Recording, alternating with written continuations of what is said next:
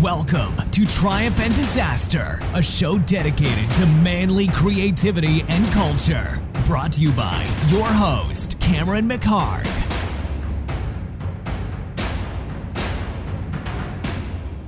Hey guys, we're back for another episode of Triumph and Disaster, and this week I'm really excited to have Matthew Wilder on.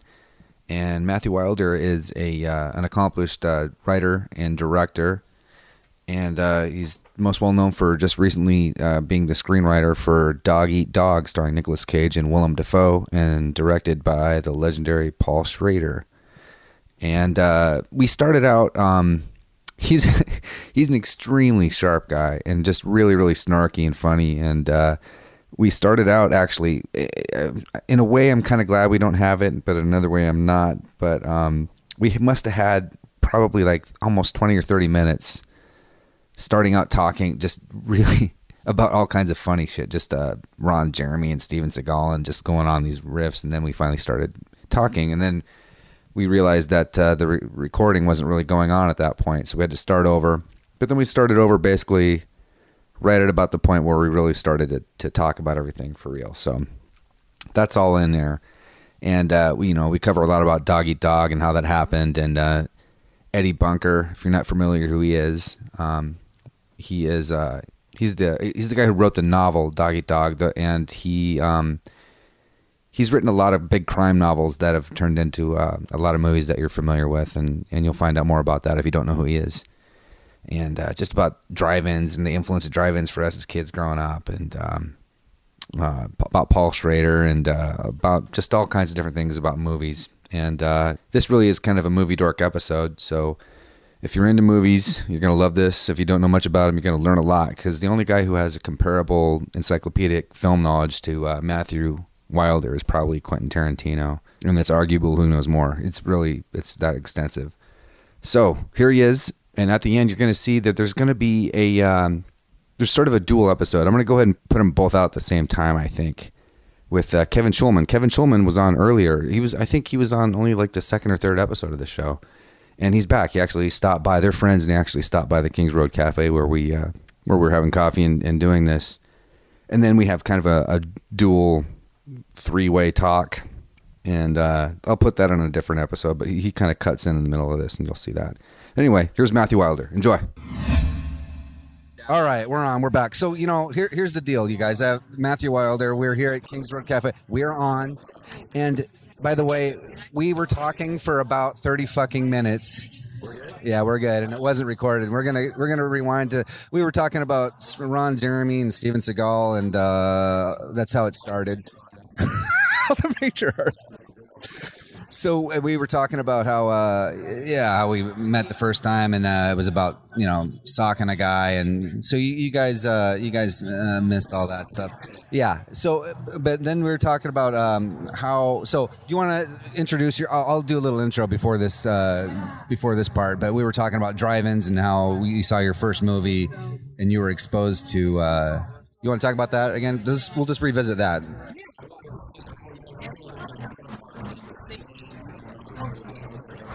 Yeah.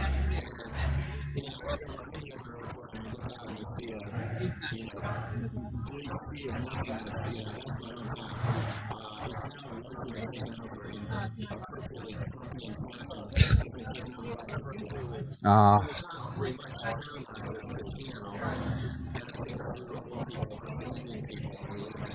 my God. And no drive-ins anymore, obviously.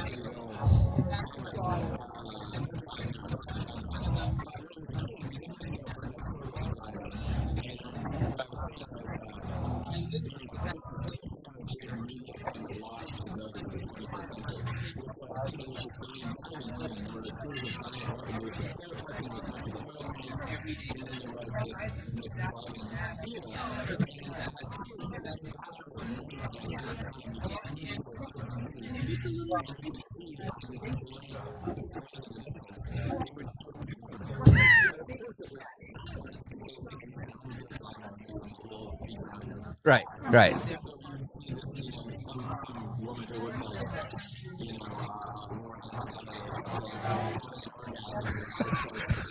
And the guy with the big mustache.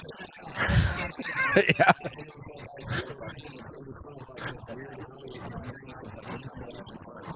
Exactly.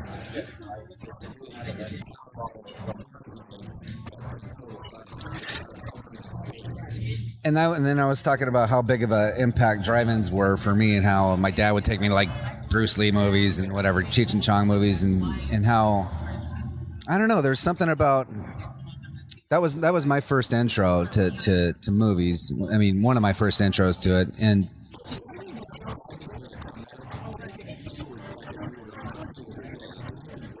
I would think so. Why wouldn't you? I mean, you can sneak in beer and whatever. You can have, there's a couple, exactly.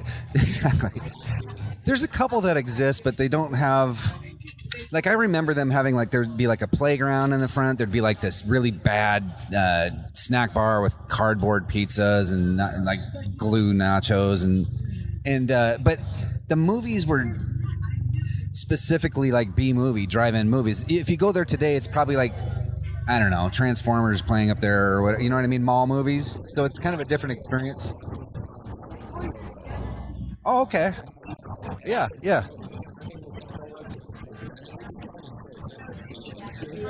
Yeah, there's one there, and there's one called, I think, Mission Tiki or something. Yeah.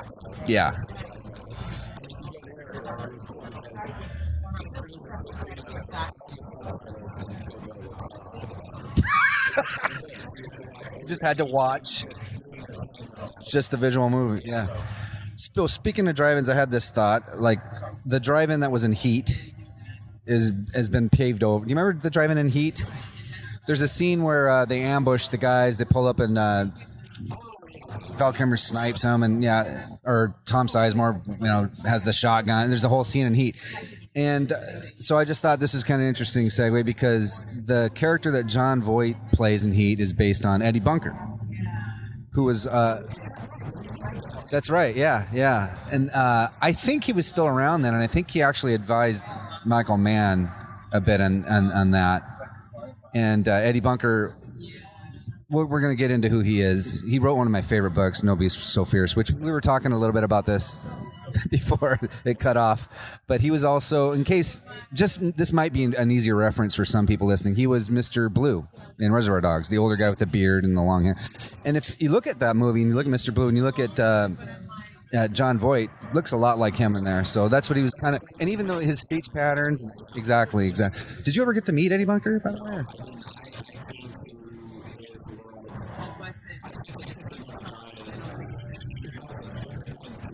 Uh-huh.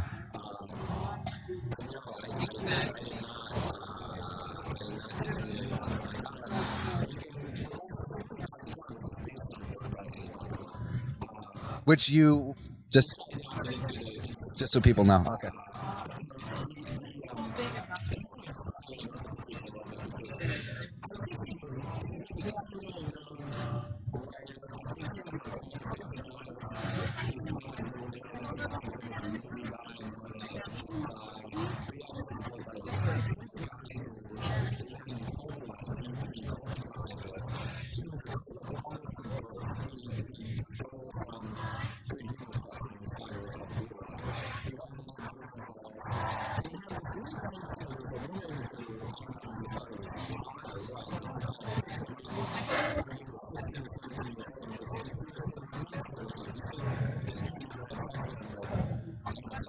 Mm-hmm.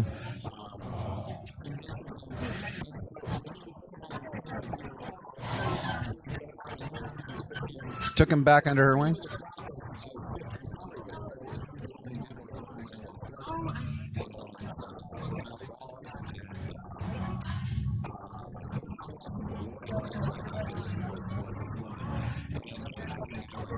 It's so crazy.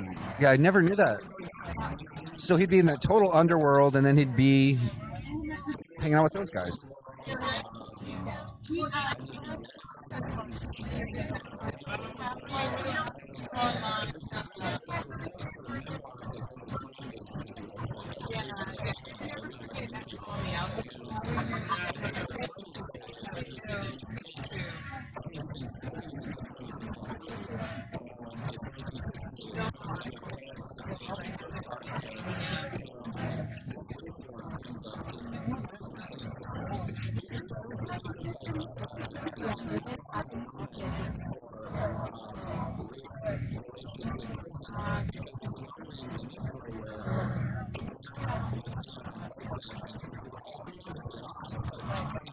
sort of integrated.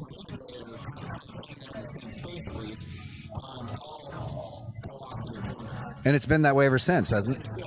Yeah.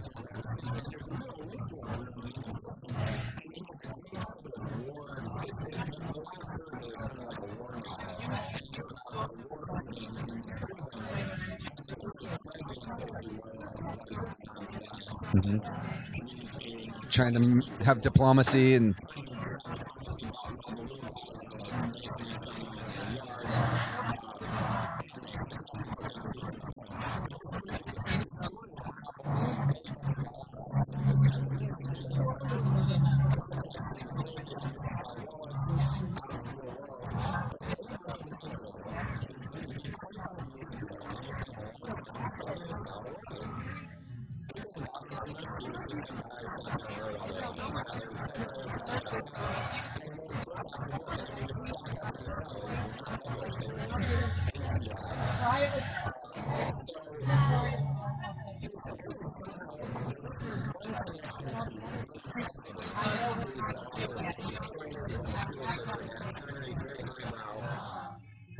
mm-hmm.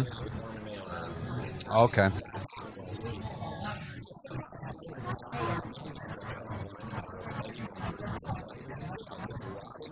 Yeah.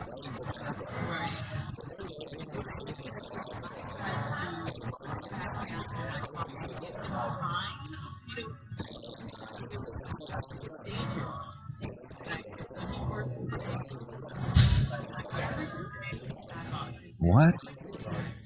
He was in for a bank robbery or something, right? Yeah.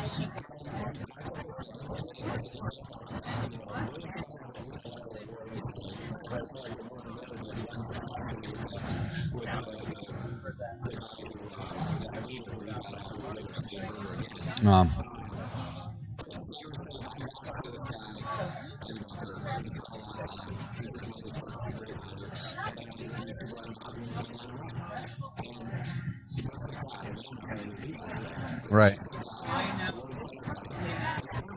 Wow. Never went back in? Yeah.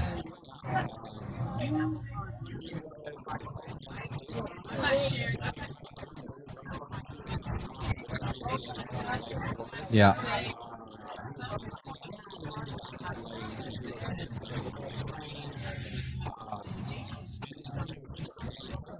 I was just going to mention him. Didn't they know each other from prison? Yeah.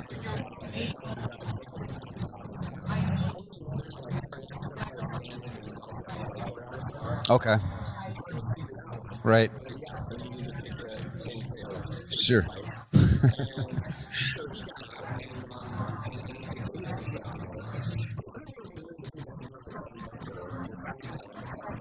Mm-hmm.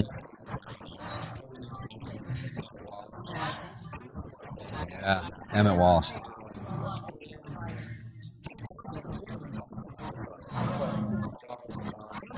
Oh, right. Right. Right.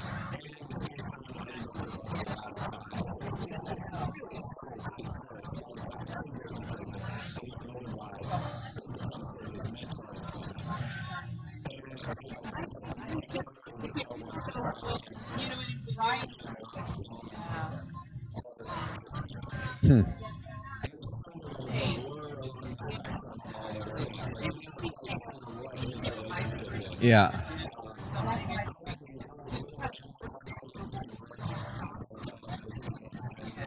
Uh-huh.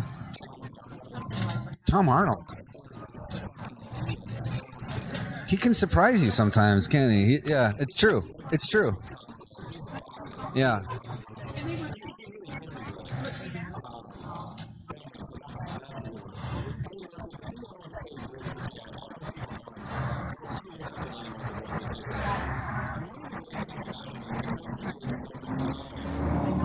Oh, got a big loud truck. Hopefully they can hear us here.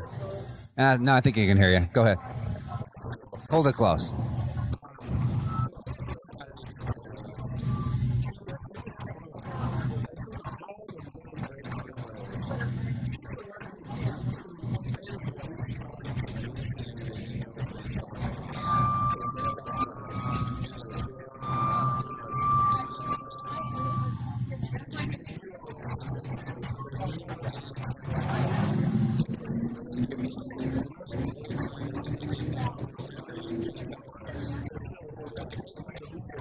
Right. Right. Look at the lingo I know. Yeah, yeah.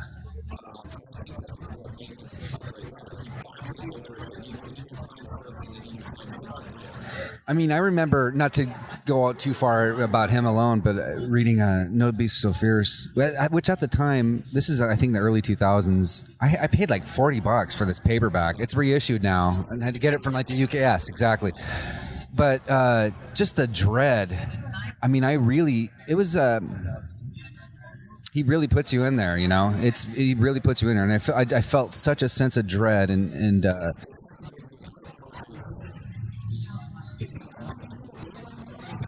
which one? Straight Time? Yeah, I think it's out there. Yeah, that's out there.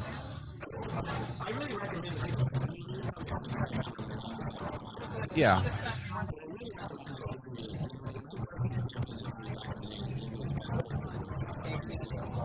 Really? Sure.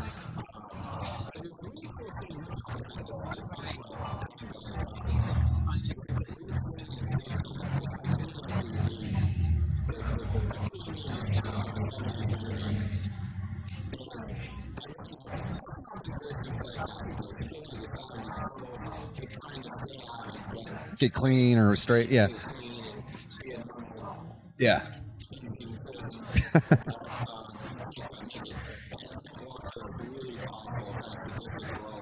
Yeah. He's so great, by the way. I love that guy.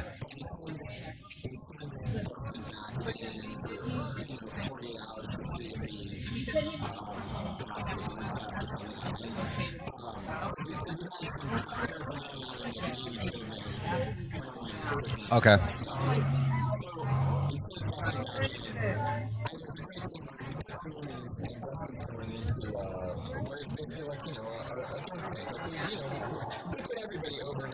Yeah.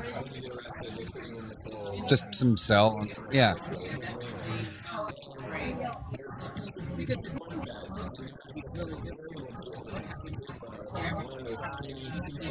Yeah. Uh-huh. Yeah. Right.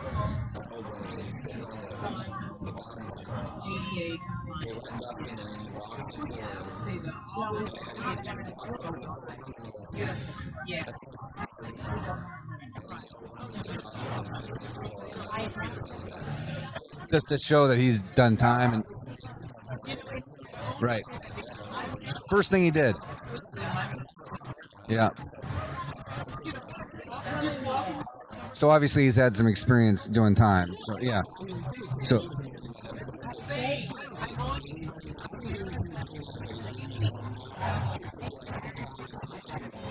oh right. Right. Yeah.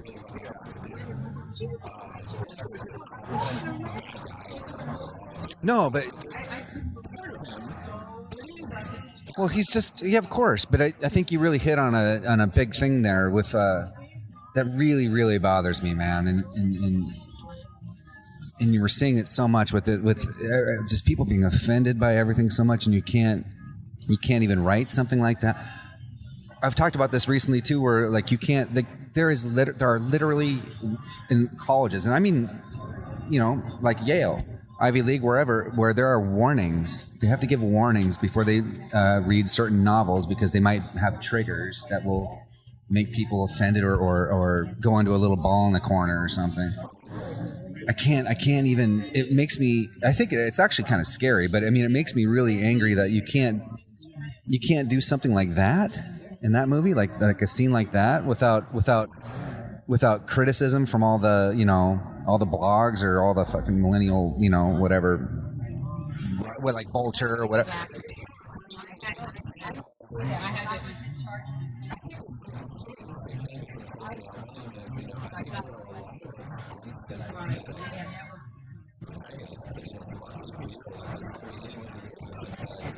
Mm-hmm.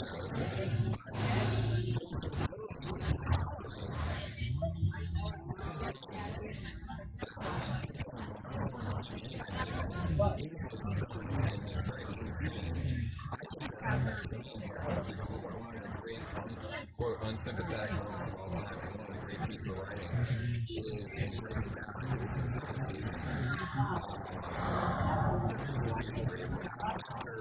Walter White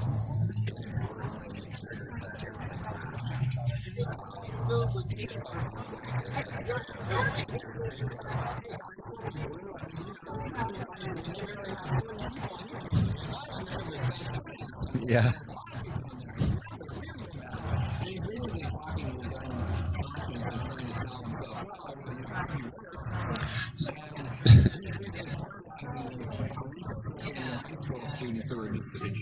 Yeah.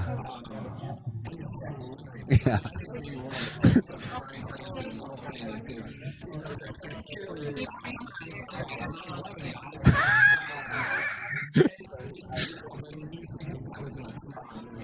What? Okay, so right, so that's interesting that you say like legit adult dramas that were done in the 70s. I don't know, Kramer versus Kramer, Ordinary People, whatever, shit like that is not being done anymore in the movies. It's now TV essentially. So you think that you can actually get away with more in TV than in features?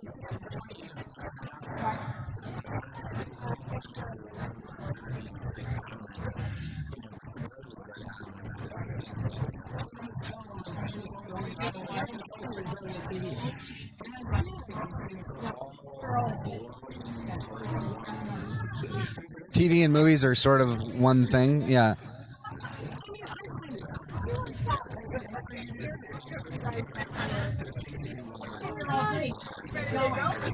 Right. Yeah. There's resistance towards that, but it's sort of like it's a little bit feudal, probably.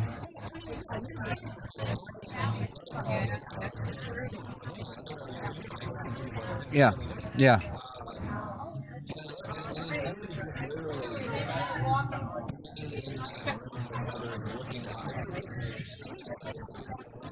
I agree with you.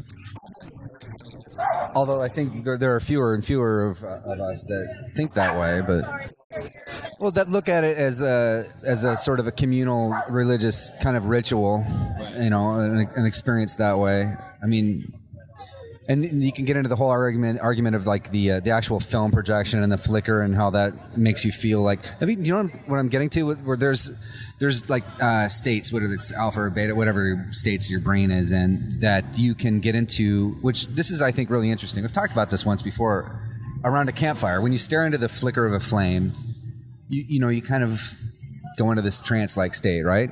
Or it's easy to. And what I think is interesting about that is apparently with the 24 frame per second flicker, it sort of emulates that same kind of a state. And so when you think about people telling stories by the campfire, and then you translate that into going in a group to a movie theater with this flicker, it's kind of a similar effect. And some people poo-poo that off, and I don't know. I like to believe there's something to that, though. I think that's pretty interesting.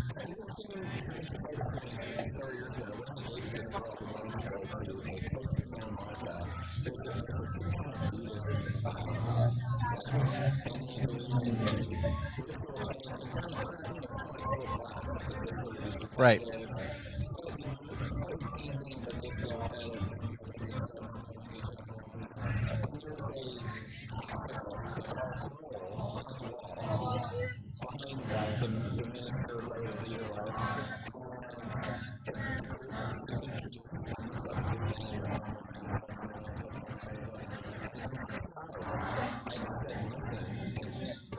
Mm-hmm. Mm-hmm.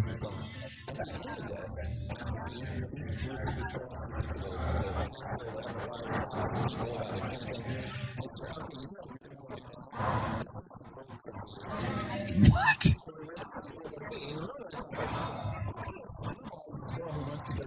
Right. Right. Right. Inside the grove, I think, and inside look up at World War II. It's the same thing.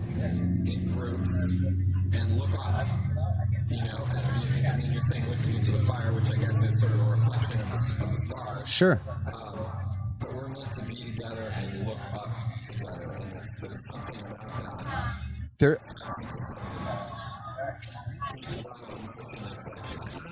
I think so. Yeah, no, I totally agree with you. So I think there's value in that, and I think people talk about how digital projection actually cuts that off a little bit. I don't know if that does or not.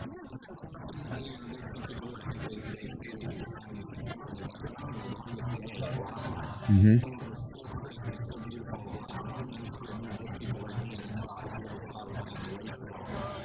And TV, yeah. Exactly.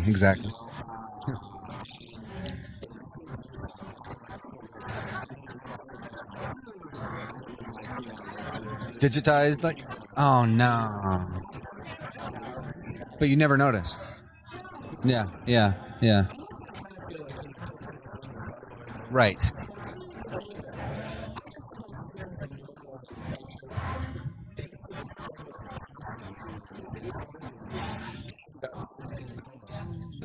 All faded. And, yeah.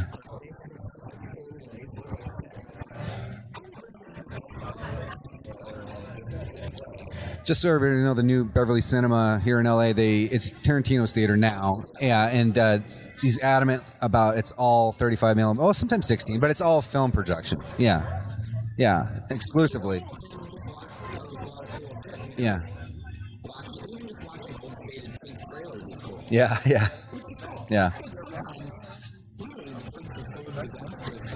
Well, I saw Year of the Dragon there a couple months ago. Not so good, and that was my thought. I actually thought, damn, I like that I'm seeing this in the theater and that it's filmed, but the print wasn't that great. I didn't think so, and so that I had that similar thought. I was like, well, shit, this is cool, but I kind of would like to see a really beautiful print of this,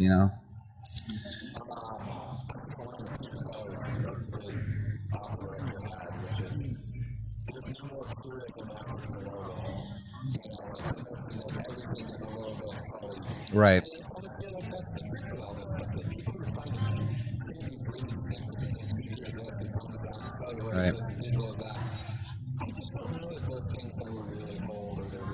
Did the same thing with vinyl and DVD or CDs and that whole thing. I don't know. It might be just trying to hold on to something that maybe there's not as much to it as we like to believe. But you mentioned earlier though that something about when we were talking about getting away with things on TV as opposed to movies now, and how movies have become, well, they've changed. They're not what we looked for in movies and like maybe the 70s is now on TV, if at all. That's where we're going to find it, with rare exception. And this is where I'm going to try to segue into Dog Eat Dog, because this is a talk, and we're all over the place. I don't come with notes, and I don't interview. It's not like that. So I'm going to admit that I only saw the first 30 minutes of Dog Eat Dog last fucking night. So I'm not Walter Cronkite. I'm more of like Geraldo Rivera or something here. So I'm not a journalist. So we're just talking. I didn't see it all. What I saw though is I saw enough to know that this is a really ballsy, irreverent movie. Like he looked like Schrader, by the way, which I don't think we've talked about since we were recording before. Paul Schrader. It looked like he has just completely free hand in this thing. It looked like nobody was trying to fuck with it. It looked like he really got experimental with this thing. It was ballsy and like, hands off, which is very rare. So we could talk about that, but you were the screenwriter for this film, which I'll mention for the intro here. So let's talk a little bit about that, like how this experience, how we talked about Eddie Bunker, but how did you meet Paul Schrader and how did you get this gig and how this whole thing happened?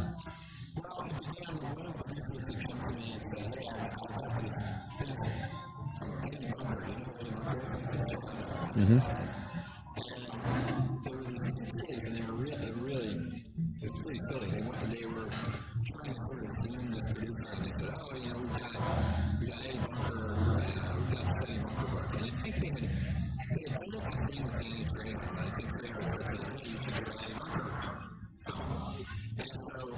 They came to this guy thinking he had a bunch of money, which he didn't really. And they came and said they had to make a movie.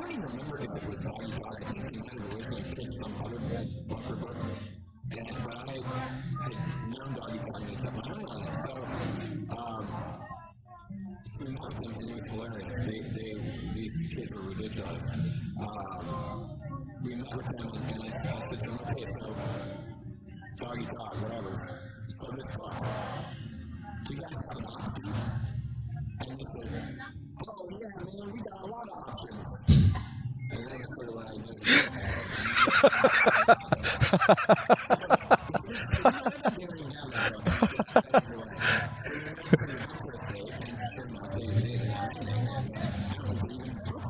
Okay.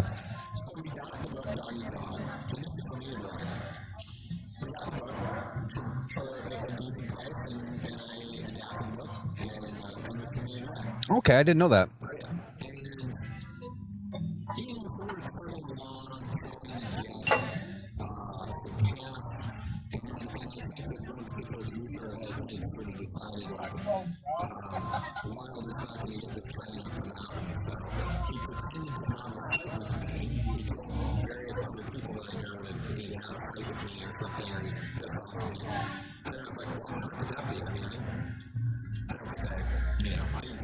Oh, to sort of paint you as a cantankerous kind of, or. Okay.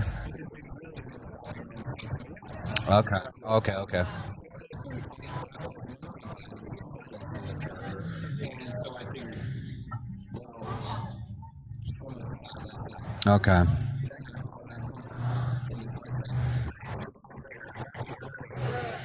Are you fucking kidding me? That's how it happened? At Kings Road. That's where we are. So, no kickback, unfortunately. Have you ever met him before that moment? Yeah. And you just got a call from him. Okay, just in case, can you? I want you to continue from here, but can you just say who he is in case people don't know? By the way, I think that's a shame if anybody doesn't, but go ahead.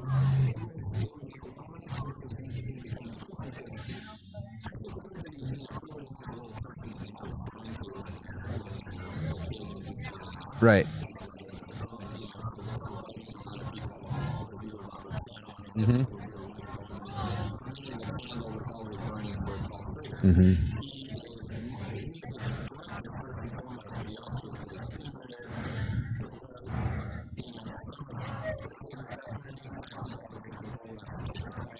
That's. Uh-huh. Cat people? Yeah. Oh, that's right. Hey, what's up? Well, look who strolled in here. It's Kevin Schulman from a previous episode. Sure. Yeah. You mind? For a few? Can you stay for a few? All right. Well, Kevin might join in, you guys.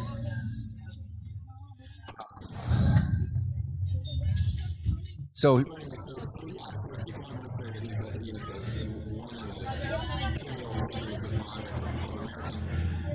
yeah.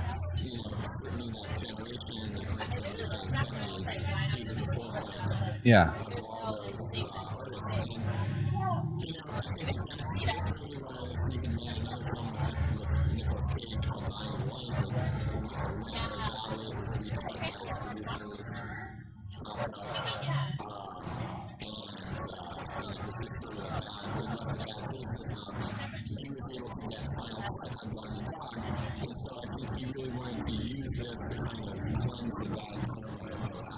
Okay.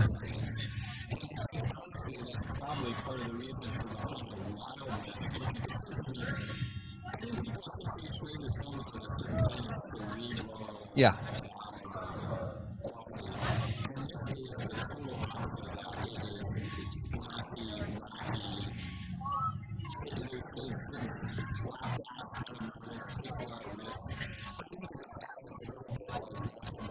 Oh my God! I was just gonna tell you that.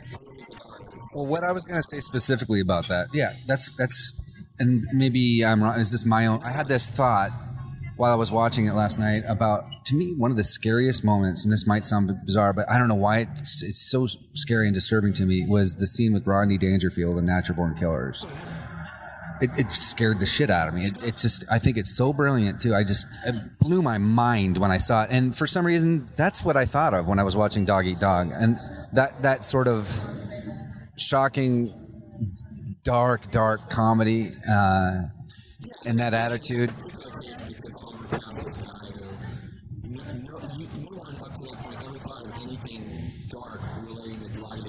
Right.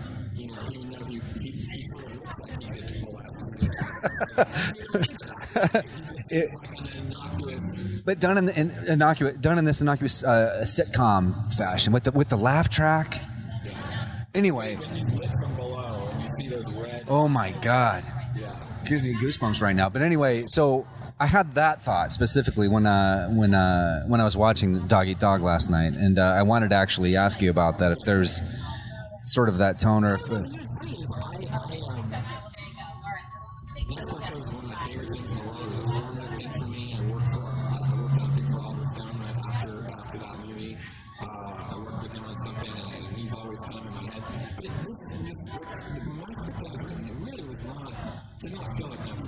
yeah, it's just what he did with it.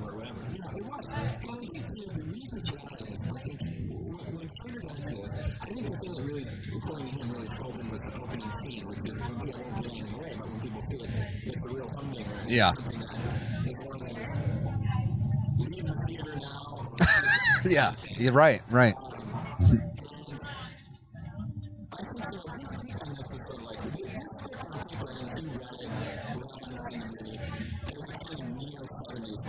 Uh-huh.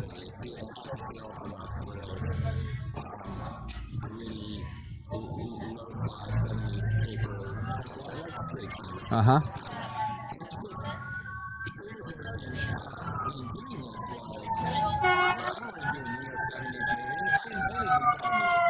It's true.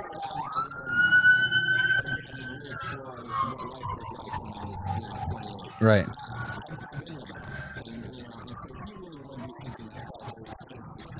Okay.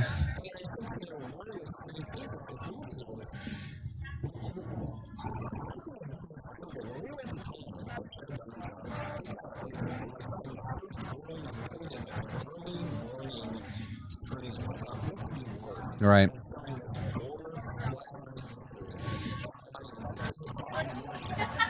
Plus, that audience, they're known for, I mean, their strong opinions. They're gonna walk out, they're gonna boo, they're gonna clap, they're gonna stand up. Depends on what it is, but. These French people very contentedly going, there was a great question and war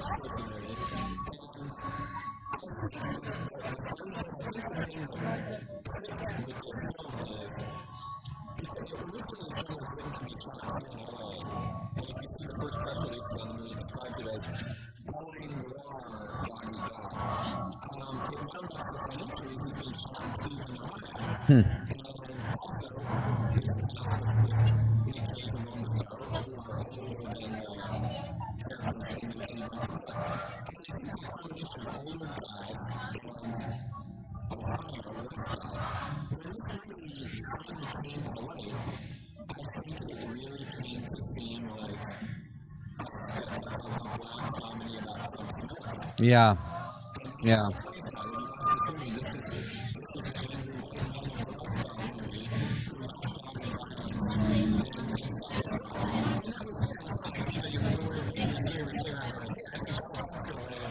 Right. No, but it sort of naturally tapped right into that zeitgeist there. Yeah. Have you ever seen God Bless America? The Bobcat Yeah. There's a right. I think he's brilliant, by the way. Actually, I think he's the best black comedy. Yeah, which I love. Not to get on that too much, but there's maybe an accidental sort of touch of that similar sort of thing where there's an anger. Yeah, you got to check that out again. But it's perfect. I was like, my God, I agreed so much. The anger about this just fucking stupidity, you know. But there seems to be a little bit of that. there's a touch of that, I think, whether it was an accident or not. And it was for you kind of an accident because, like you said, you didn't write it as that, but he took it. Are you happy that, who knows where the director is going to take a piece of writing and what they're going to do with it, but were you, when you saw what he was doing, did you know along the way, or did you not know until after it was done?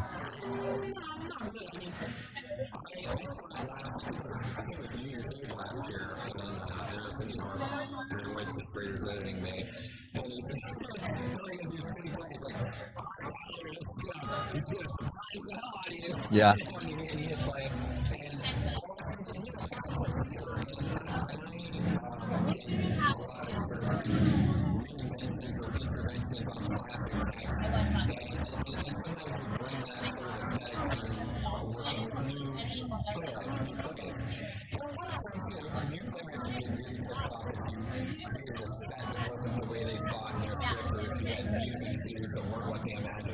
Right.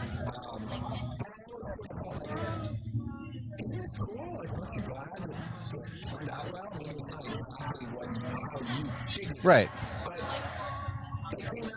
It's an interpretation of it. Yeah.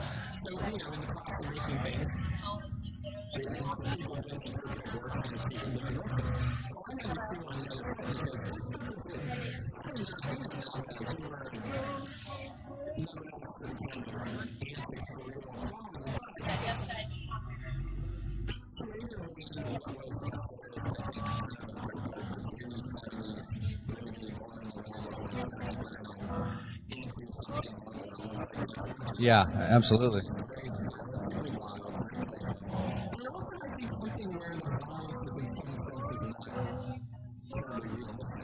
Mm-hmm. Cartoonish effect? Right. Right.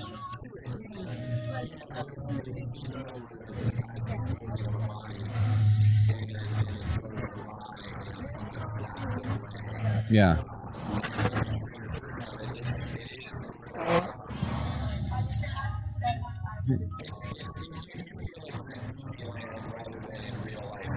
Yeah.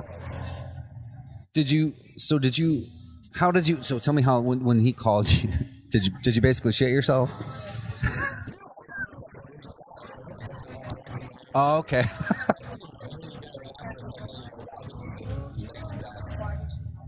And since it was him, is that how he basically got free reign? Oh, it's Paul Schrader, so let him do whatever the fuck he wants.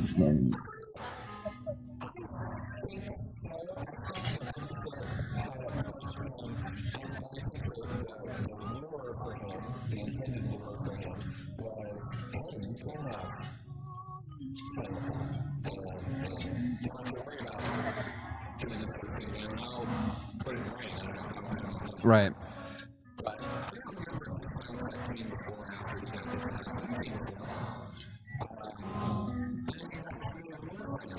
Sure. And he did. But you're primarily a director. I mean, you're a writer. So did he, I don't know, is there any interest? Does he want to collaborate with you again? Or you guys hit it off pretty well? Yeah? Or is he going to reverse roles, or like him? Are you going to direct something that he's writing, or the same thing? That would be something. Yeah, that'd be a dream come true. But you have, so what is that? Or you have something else going on as a director pretty soon, right? Does that have anything to do with that Schulman character? That no, there's nothing to do with his. So it's something that you wrote. Okay, you want? How far along is that? I didn't know. That was a genuine question. I didn't know if he was involved in that.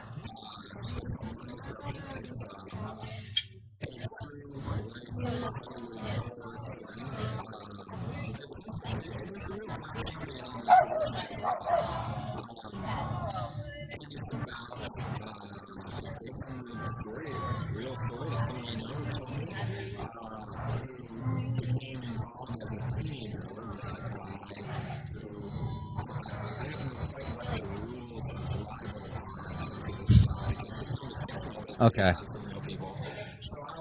Maybe without names? Okay.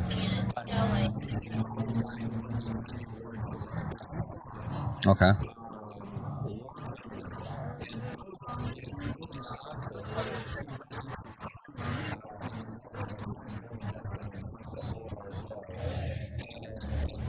Okay.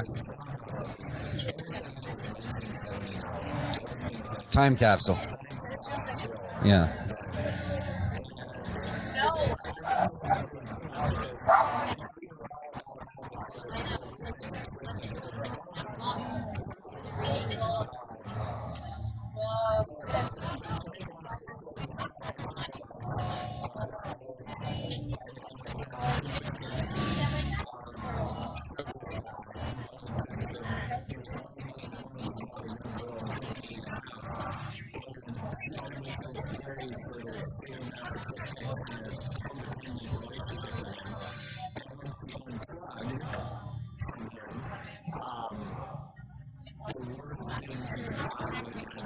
Wow.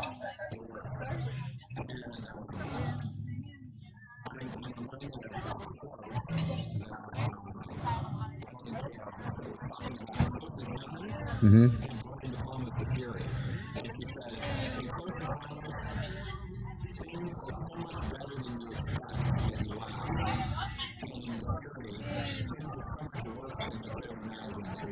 Mm. The latter. Right.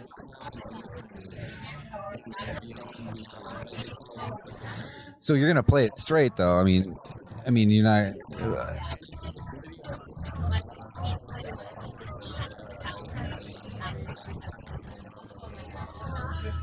Look her up. Oh, that something. Yeah, that the Netflix thing, I think, right? No shit. Wow. What a cool choice. Wow. So it's essentially mostly them in a house, right? It's.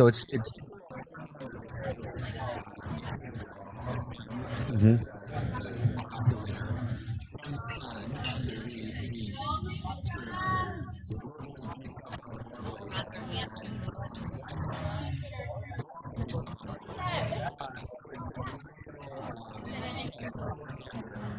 Whew. Yeah, it does sound nightmarish, actually. Yeah. And claustrophobic and okay. Yeah, in Silver Lake.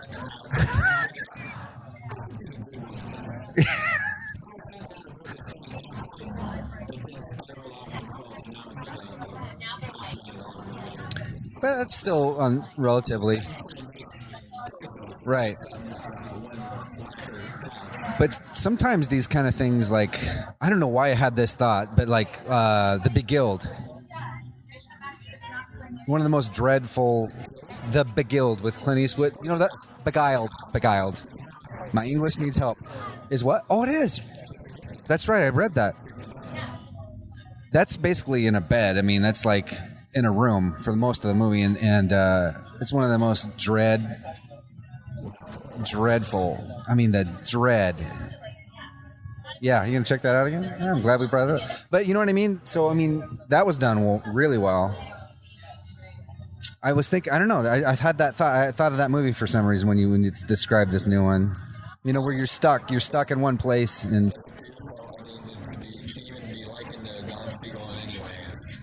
The Beguiled. Needing some schooling. How are you? So, now Schulman's here. Did you want to? You needed to go pretty soon, didn't you? Do you need to wrap it up? Or you want to stick around for a few minutes? Let's wrap it up. All right. So, anything else you want to talk about with Dog Eat Dog before you get out of here, or about your new one, or what else you're up to?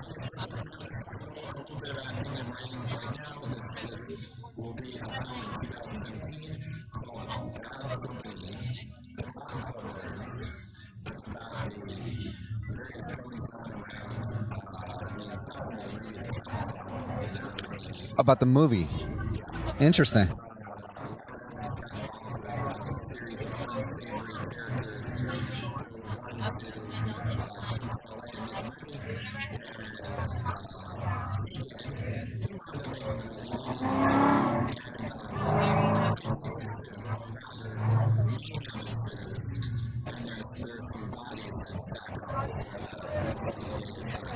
we.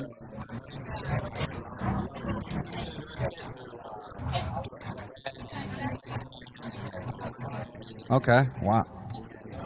Is this already greenlit and everything, or?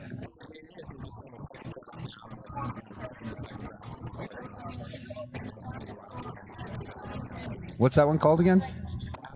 Bad Company. That's an exciting one.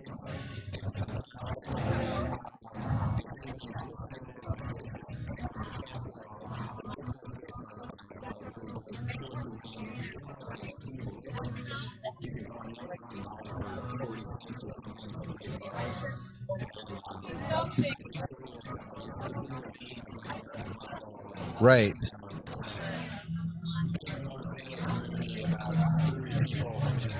Can you talk about who you're kind of circling to play Robert Evans?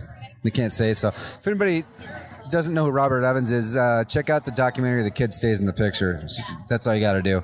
He's quite a character himself. He's a guy.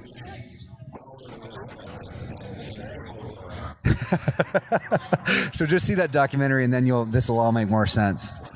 All right. Well, Schulman's here, so yeah, we'll cut it. Well, it was good talking to you, man. Let's do it again after your next movie. It was good, and maybe it's better that we didn't have our Steven Seagal, Ron Jeremy talk included. Sorry, guys. All right, thanks, man. Good talk. So that was Matthew Wilder, you guys. I hope you guys really enjoyed that episode. I loved our talk, and as I mentioned at the top, it kind of continued on with Kevin Schulman. So I'm going to go ahead and put them both out, I think, at the same time. There's another episode with Kevin Schulman and Matthew Wilder and I, which is actually really funny. It's really funny. Every time Schulman shows up, it becomes a whole different ballgame. So, and we talked for about an hour or so on that one, and it's really funny. It's worth checking out. So stay tuned for that one. Hope you enjoyed this one, and thanks for listening to Triumph and Disaster.